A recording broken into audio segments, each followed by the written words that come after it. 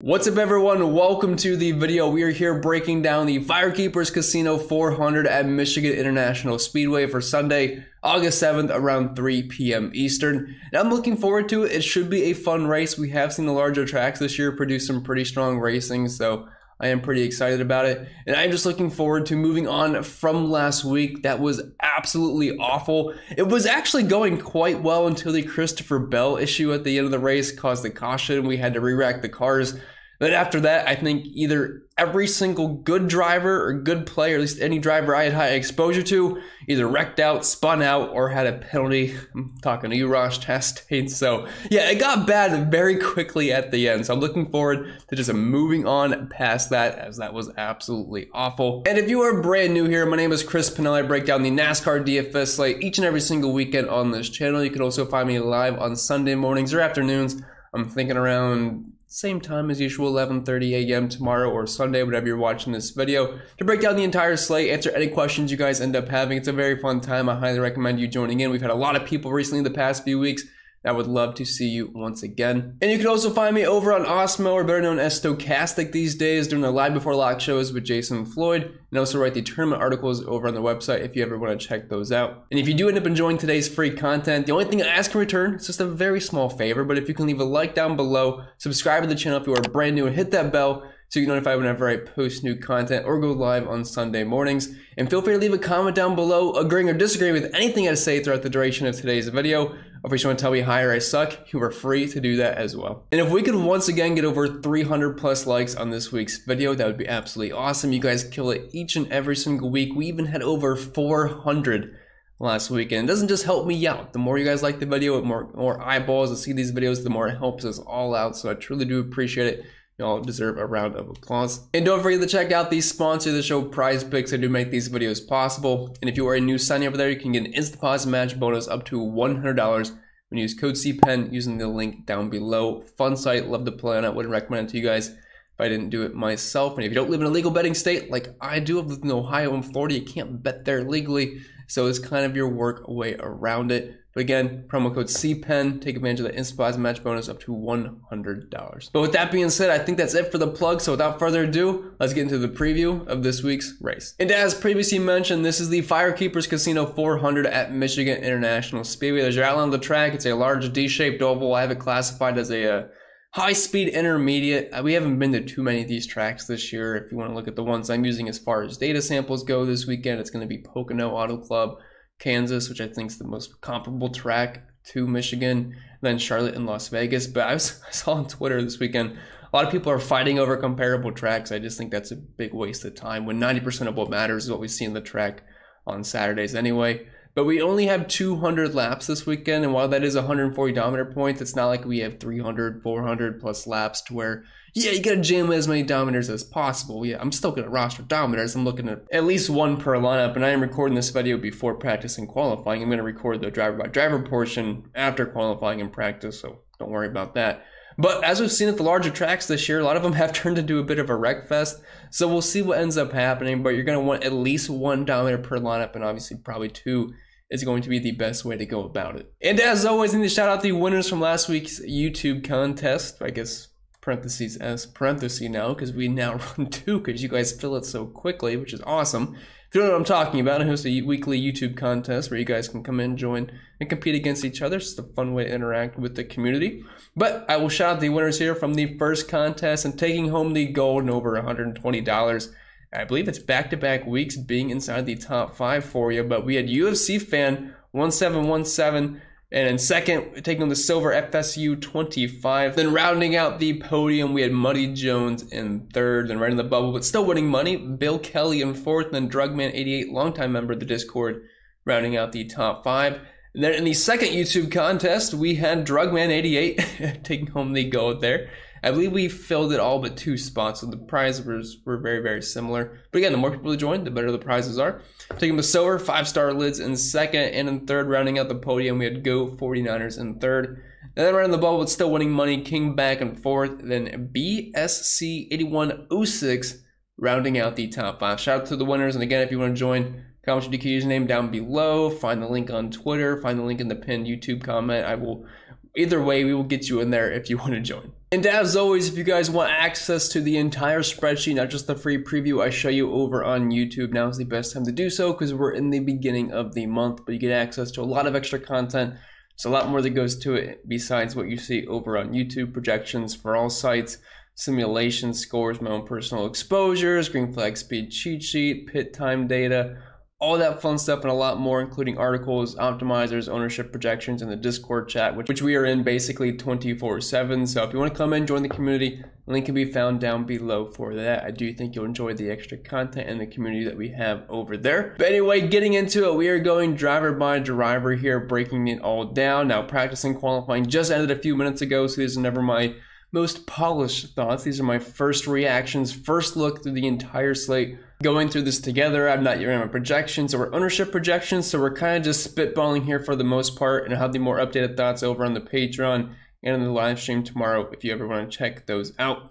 But anyway, let's start up top here. Chase Elliott, the most expensive driver on both sites, 10-9 over on DraftKings. He is starting in 13th.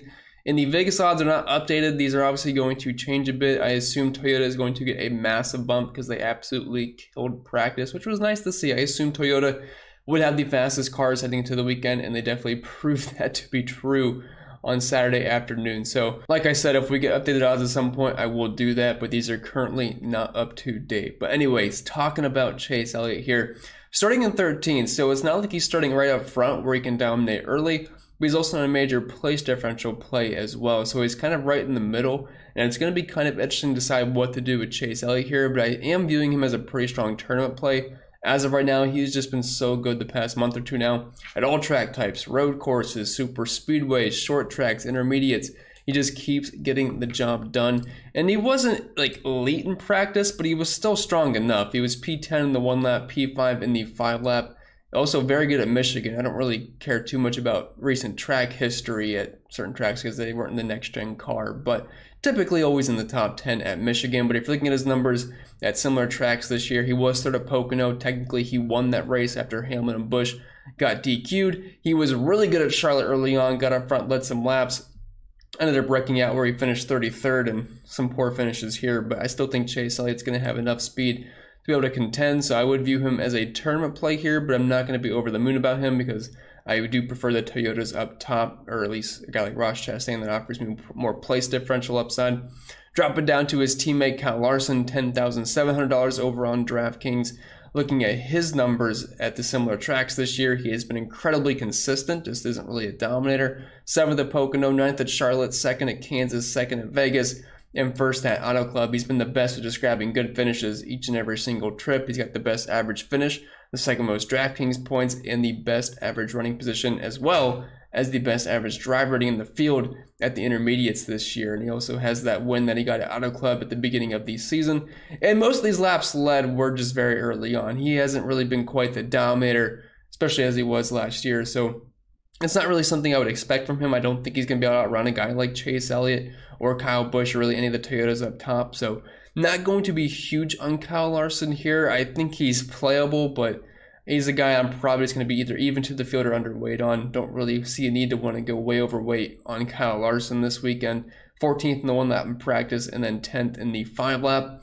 Then dropping down to our first Toyota as they stole the show on Saturday, we have Kyle Busch, $10,500 on DraftKings. He is starting in 3rd.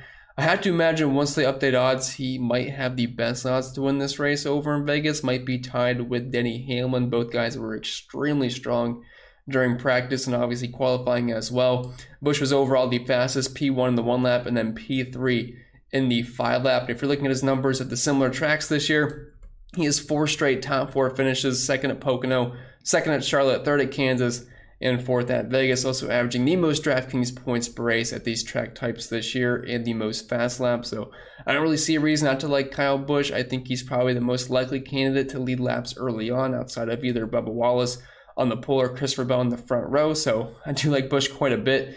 Not sure if I want to go there in cash games though, because we do have Rosh Chastain starting in 22nd. Like I said, have not yet ran ownership, not yet ran projections, so I'm going to have to see how he stacks up as far as roster construction goes. But as of right now, I would say Kyle Busch is probably the most likely driver to lead the most laps during Sunday's race.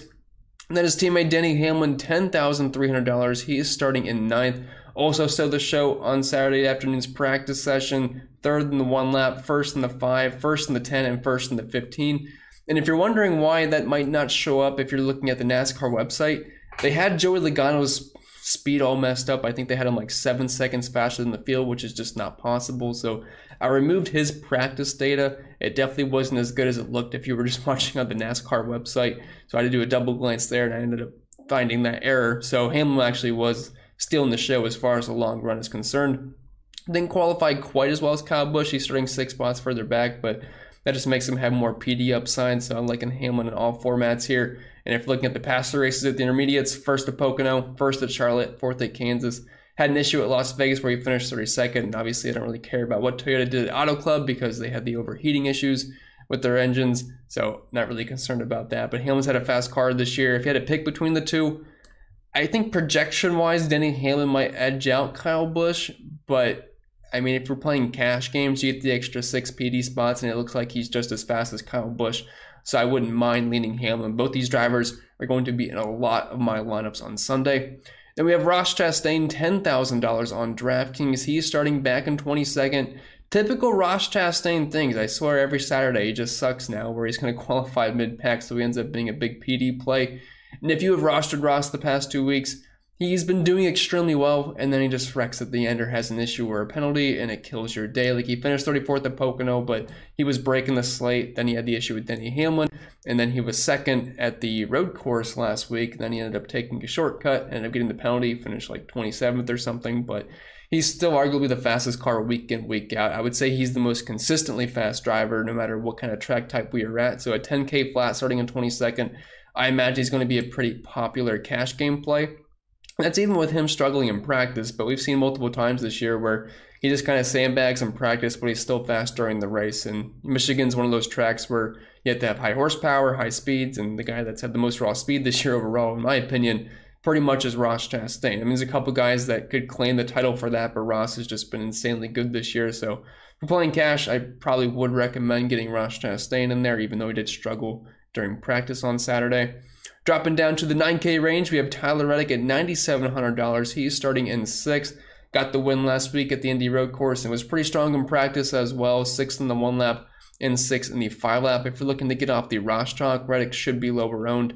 And Redick should be lower owned than Kyle Busch and Denny Hamlin as well. So if you're just looking to get to the lower owned guy here, we know Redick's got race winning upside. He's got race winning speed. At the intermediates this year, though, he finished 4th, 6th at Pocono and Charlotte, then 30th at Kansas, then 7th at Las Vegas. So the races where he hasn't really had any issues, he's been a top 8 contender, and starting in 6th, that's going to be lower ownership at nearly $10,000, and it seems like he's got the speed, so I think he's fine for a tournament play. But again, I just don't really see him outrunning the Toyotas. Martin Truex Jr., $9,500. He is starting in 7th. He was also strong in practice, P5 in the 1 lap and P7 in the 5 lap. Again, I'd probably prefer Truex over Tyler Redick just because I'm giving the edge to the Toyotas this weekend, but both are very similar plays, but I'll probably just have a little bit more exposure to Truex heading into this weekend. Then Ryan Blaney, $9,300. He's starting all the way back in 24th. I know we kind of avoided the Fords at the higher speed tracks this year, but it's kind of hard not to have interest in Blaney starting this far back at a low 9K price point. He was top 10 in practice in the 1 lap and then 16th in the 5 lap, so that obviously wasn't super impressive. But starting this far back, if you want to play him in cash games, you can, but I feel like in tournaments I will get more exposure to guys like Christopher Bell, Tyler Redick, and Martin Truex, because I think the ownership on Blaney will be a little high. And you also have William Byron in a very similar spot. He's at $9,200 starting in 20th, but he was awful in practice, 27th in the 1 lap, 20th in the 5 lap. I do have my concerns there. I think I would prefer Blaney, but they will probably grade out quite similar as far as projections are concerned, but I will give these slightly in the Blaney there. Then Christopher Bell, another Toyota here, $9,000 on DraftKings. He is starting in 2nd. I feel like those odds are going to get a bit shorter after what he did in qualifying. Wasn't as strong as his Toyota teammates in practice, surprisingly, but obviously he's still got a fast car. Was only 15th in the 1 lap and 11th in the 5 lap, but I don't really have any concerns there. He's been super consistent at these track types this year. And if you exclude Auto Club, which was a disaster for Toyota, 6th at Pocono, 5th at Charlotte, 5th at Kansas, and 10th at Las Vegas. So he's been absolutely killing it. And honestly, there's a chance he could get out front and lead some laps early on here. So I like Bell in tournaments. Obviously, I'm not going to get there in cash games, but definitely in play in GPPs this weekend. Dropping down to the 8K range, we have Joey Logano at $8,800, who NASCAR thought was the fastest car in history during practice, but they made an error there, so just make sure you check that if you're looking at data sources. As far as practice is concerned, it's basically removed his 5, 10, 15 lap data runs. Was P13 in the 1 lap. I think that was still correct, but he qualified 4th. Seems a bit high to have a ton of interest here for a Ford. I know he's pretty cheap, but I just really can't get too much Joey here. I mean, 22nd at Pocono, 20th at Charlotte, 17th at Kansas, 14th at Vegas, and 5th at Auto Club, and that's when the Toyota struggled. So even then, I just don't really see Logano getting up front and outpacing guys like Kyle Busch, Hamlin, even Bubba Wallace, Christopher Bell. I think are going to be much faster than Logano here, so probably will not have much exposure at all. Dino Suarez, $8,600. He's starting in 15th. Again, Trackhouse wasn't like super impressive in practice, but Suarez did show some more life. 12th in the 1 lap and 5 lap, and also 5th in the 10 lap. But as I've been saying, I think Trackhouse is cheating, and I want the cheaters in my lineups. And if you're looking at the finishes for Dino Suarez at these track types this year, we have 2 top 5s and a bunch of bad finishes, but it's really been the only 2 races he's ran clean at, and he was able to grab a top 5 at Pocono and Auto Club. He was really good at Charlotte. I mean, really fast, finished 25th because he had an issue. Then obviously issues at Kansas and Las Vegas as well, where he finished 33rd and 37th. So if you just look past that, you got to look beneath the surface on the finishes for Dino Suarez. He's still been a guy you want to roster, so I definitely want exposure to him starting at 15th. Looks like a pretty good tournament play for me. Kevin Harvick, $8,400. He's starting in 16th. Seems like he liked his car in practice. Put up a 20-lap run to start in the first session, or in the first group, I should say. It was 11th in the 1 lap, 14th in the 5 lap, but overall it wasn't super impressive. Just Group 1 was really weak, so it looked a lot better. Then once we saw Group 2 go, we definitely started falling down the rankings, and I just don't really like the Fords here too much. I mean, there's a couple I will roster. Obviously, he's very good at Michigan. He's won 4 out of the past 6 races here, but overall, 29th at Pocono, 3rd at Charlotte, but that was a wreck fest. 15th at Kansas, 12th at Vegas, 7th at Auto Club. Like, yeah, he's probably fine for a top 12, top 15 finish here, but I would just rather get the upside with a guy like Dino Suarez personally. Even Eric Jones has been pretty fast at similar track types this year, so not going to be huge on Harvick, but he's playable.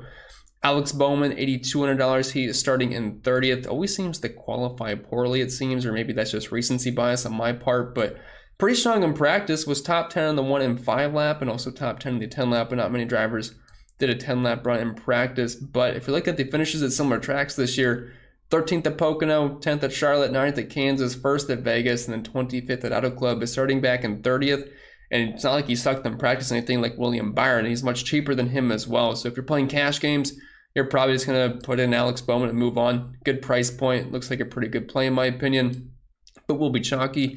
Eric Jones, $8,100. If you're looking for a direct pivot off of Alex Bowman, he is starting in 10th. Wasn't as fast in practice, 17th in the 1 lap, 19th in the 5 lap, but Eric Jones has shown some speed at these tracks this year. Was very fast at Pocono, finished top 15 at Charlotte, and 3rd at Auto Club earlier in the season, the other 2-mile track that we have. Don't want to draw too many comparisons to that because it was so long ago, but he still ran well there. Starting in 10th, though, at $8,100, bit of a price bump here. Going to be hard for me to get to too much Eric Jones, but he's someone I want a little bit in tournaments if I'm playing 20 or 150 max. Then dropping down to the 7K range, we have Austin Cindric, $7,700 on DraftKings. He qualified pretty high, starting in 5th, so it's going to make him a pretty tough DFS play. Finished 33rd and 34th the past 2 larger tracks we've been at. But overall, he's been pretty strong the past month or so now, and just finished, I believe, 2nd at the Indy Road Course last week. Was P16 in the 1 lap in practice. Had an issue where he was 33rd in the 5 lap, and NASCAR made it kind of tough to watch practice if you don't have the NBC Sports app, so I'm not exactly sure what happened there, but I don't think he's going to be a 33rd place car. I'm assuming there's just weird tracking numbers there, but again, I'm not really going to be interested in Cindric here. If I'm playing 150 max, that's probably the only format I would get exposure to him in, but even then it's probably going to be pretty low. Chase Briscoe, $7,500. He is starting in 23rd. Was P20 in the 1 lap in practice. He's a fine PD play. Like, I'd rather get the Briscoe than I would Austin Cindric. Looking at Briscoe's numbers this year at similar tracks, 17th at Pocono, 4th at Charlotte, 24th, 35th, 16th. I don't think he's going to be elite play or anything, but in the mid 7K range with some PD upside, I think he's worthy of at least considering. Now, Bubba Wallace, this is probably the most interesting play on the slate. $7,400, cheap over on FanDuel as well, and he qualified on the pole. I wanted to play Bubba this week, and I'm still going to play some Bubba, but I was really hoping he would qualify anywhere but the pole. Like, even if he was second or third or fourth, it makes him a pretty good turn play. Now he's on the pole. Not only is that going to raise his ownership up, it's just kind of scary to play Bubba on the pole. So we'll see what happens. It seems like he's got a very fast car. He did do the tire test here, so at least he's got some experience with the next-gen car. And he was really fast in practice.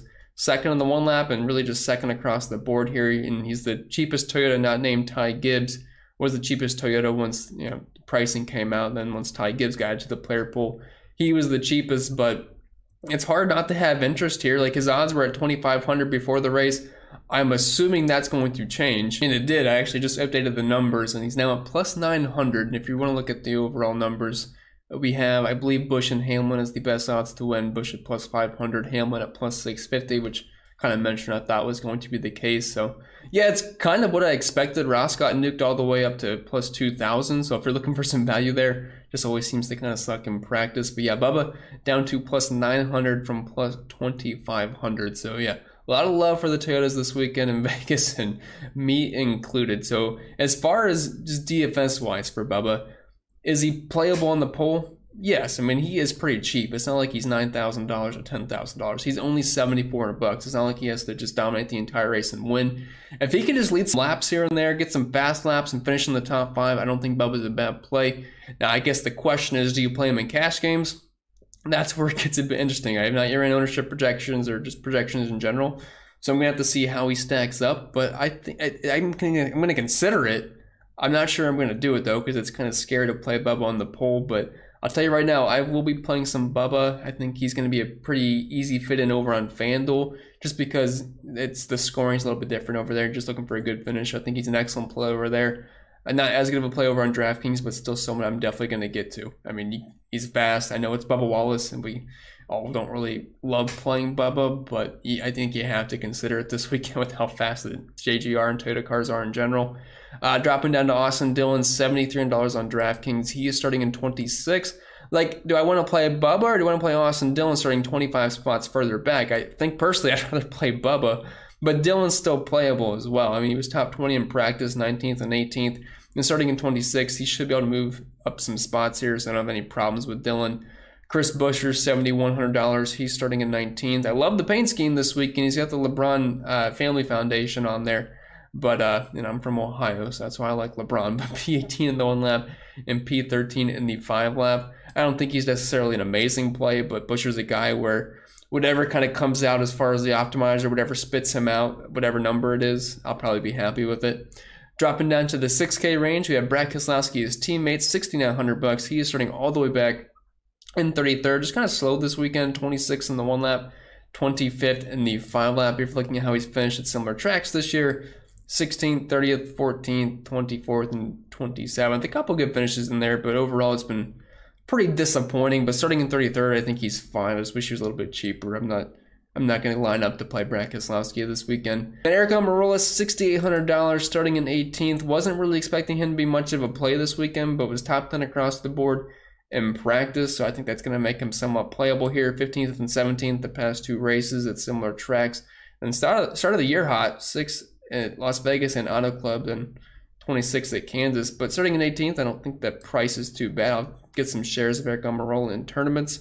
Ricky Stenhouse, $6,700. I could see him being popular as a cash play if you need a guy in the 6K range.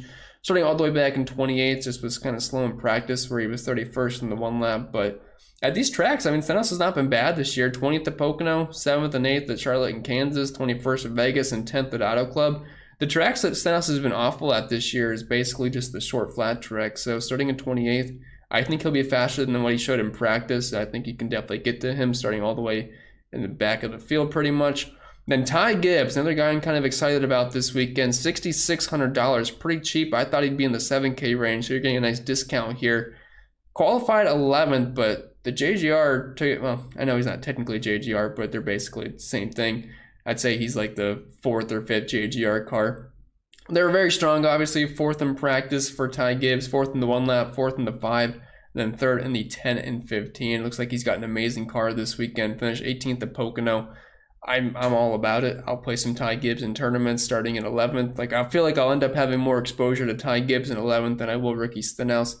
Only in tournaments, though. I'd rather play Stenhouse in cash games if it came down to that. But definitely want to get some exposure to him. Looks like he's got a pretty strong car. And if you look at the odds, down to 3,000 here compared to just about everybody else, those are far and away much better. So I like his chances. Michael McDowell, 6,500 bucks. He's starting in 14th. The guy just continually just gets the job done each and every single weekend. Didn't impress me in practice, but I mean, you just kind of have to buy in here. 8th at Pocono, 8th at Charlotte. I'm not going to have a ton of him. I'd rather play Ty Gibbs, but I will have some Michael McDowell exposure in tournaments. Austin Hill, $6,400. He's in the 33 car this weekend for Richard Childress. Didn't really show me any speed whatsoever. 33rd in the 1 lap, 28th in the 5 lap. So not a whole lot to get excited about. I think Austin Hill will be decent when it comes to the Cup Series, but this is going to be his first race this year, so I'm not going to get overboard on Austin Hill, even though he gets started in the very back. Cole Custer, $6,200. He's starting in 17th, was top 15 in the 5 lap run. Over in practice and did qualify kind of well, so it's not like he's a real PD player or anything. He's a fine guy to get to in tournaments, but I think that's kind of as far as I'll go with Cole Custer. I mean, typically a guy that's contending for top 20s and starting in 17th, the upside does get capped. Harrison Burton, $6,000. He's starting in 27th. A little bit expensive for Harrison Burton, in my opinion. Practice right around where he qualified for the most part. I'm not expecting much from him. I don't think I'm going to get to a lot of Burton. Justin Haley, $5,900. He's starting in 21st, practice around 25th place. Looking at his finishes at these kind of tracks, 23rd, 27th, 35th, 17th, 23rd. Not a whole lot of interest for Justin Haley, in my opinion, just for where he's starting. It seems a bit high. Ty Dillon, not as usual. Ty Dillon South, where he's in the low 5K range, and he's starting in the 30s. Now closer to 6K, and he's starting 25th, which is kind of right around where you'd hope he'd finish. So upside did kind of get zapped there. I still think he's in play if you just need a cheap guy, but not going to be my favorite. But finish-wise, he's been doing well. He's not fast or anything. He just kind of avoids the wrecks and finishes well. And if he does that, it won't be the worst play, $5,700, but he's not going to project that great. Noah Gragson, $5,600. He's starting in 12th, which is way too high in my opinion. I don't see him improving upon that. I think he's going to be better than these junkers, but the problem is he's starting so much further up, so the downside is a lot higher. He was faster in practice, but if you're looking at his finishes in this car this year, 26th, 24th, and 18th. So unfortunately, I wanted to play him heading into the weekend, but I just don't think it's going to be too feasible here. Corey LaJoie, $5,400. He's starting in 32nd. I don't hate it. I mean, finish-wise, he hasn't been terrible. The ones where he hasn't had any problems. I mean, 35th at Charlotte, but 21st at Pocono, 19th at Kansas, 15th at Vegas.